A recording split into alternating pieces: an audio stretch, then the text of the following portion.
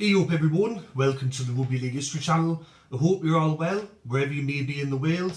Tonight I'm going to be doing my review of Parramatta's round 1 game against Brisbane. If you're new to the channel and you don't know, last year I reviewed all of the Parramatta games, every single week, win, lose or draw, and I'm doing the same this year. So round 1 was against Brisbane and it just finished about a minute or two ago. I'm watching it from England, so bear with me. So coming into this game, Parramatta were the favourites to win this match. They were expected to win quite comfortably, but in the pre-season preview and in the round 1 preview I said most teams that finish with the wooden spoon, they come back the next year and they win their first match. And there's been a trend of that over the last couple of years, especially with Parramatta. We've done it. We come last in 2012, won our first match 2013. Come last 2013, smashed New Zealand in 2014. So I was wary of Brisbane. A lot of people were writing off Brisbane, but I went, look, in the off season for the last few months, their players have been told, you suck, you shit, sack the coach, you fucking shite, you're hopeless, all this keeper. And then it gets to a point where the players just go, enough, and they go out there and they fucking fire up. And that's what they did in the first half. Brisbane, they come out firing, they come out like a raging bull. And it didn't help by the fact that Parramatta, it was like the ball was covered in baby oil. They couldn't hold onto the ball to save their fucking life. Sean Lane, he dropped the ball about 3 times. There was errors from all the players. They looked disinterested. They looked like they didn't want to be there. It was like they didn't come off the coach.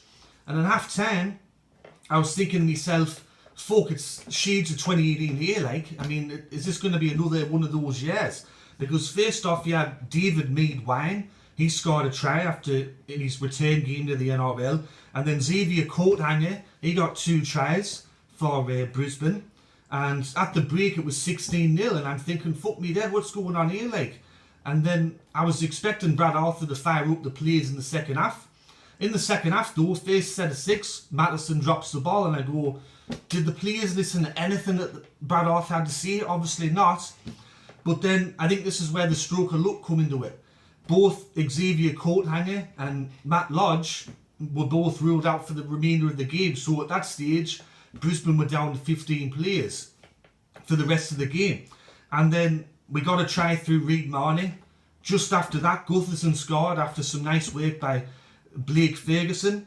And then Fergalicious himself, he waited 17 rounds, I think, last year to get a try. He scores in round 1 of this year. And after Moses kicks the goal, it's 18-16. And then the next stroke of luck happened. John Asiata, former Parramatta junior, he gets taken off the field, and then Brisbane are down to 14 men.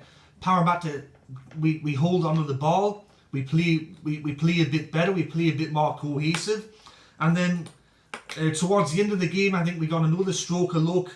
Brodie Croft puts through that kick, Tapin grounds the ball, but they ruled that it was a knock-on by Tapin, so it could have easily been 20 points, 22 points to 18 to Brisbane. You also had the intercept that Herbie Falmouth dropped as well, just before I think the Ferguson try. So we had a lot of luck, Parramatta, but we ended up winning in the end. Right towards the end of the game, Junior Paulo gets that try, crashes over.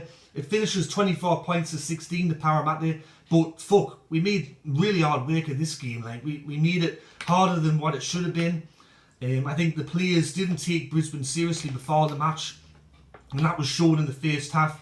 I think when we actually got some ball and held on to it for once and put through a couple of sets, we kind of exposed Brisbane a bit. But I mean, fuck, me blood pressure's through the roof at the moment. Like, I mean, I'm lucky that I didn't smash something, or I'm lucky I wasn't at the game. I don't know what I would have done, but with Parramatta, who was the best players on ground for Parramatta? At half time I went, fucking nobody, none of them. Second half, I think Gutherson once again, Dylan Brown, the new player Isaiah Papali or Papali, however you want to see it, he was good. I think also Reid Marnie was alright second half. Moses was quiet again, he didn't really do much. But going into next week, we have to improve. If we play like we did tonight, next week against Melbourne, fuck, it could be 40-0 at half time, 50-0 at half time. We have to be better. We have to start better. But I mean, this is a typical Parramatta performance. I mean, at half time I went, what other team could get outplayed by the current wooden spooners like this? I can't think of anyone else. But I need to take a breath. I mean, fuck. After this game, it's just a case of I'm more relieved than anything that we actually won. But going into the coming weeks, we have to be better. For fuck's sake, man, we have to be better. But that's my review of this match. Sorry for all the swearing, but I mean, when the game's on, I swear even more, to be fair. Like, so, I hope you enjoyed this review. If you did, give it a thumbs up. If you have not yet subscribed and you're new to the channel, please consider subscribing. But anyways, this is Rugby League History signing off, and I'll catch us all later in the next video. Alright, bye now.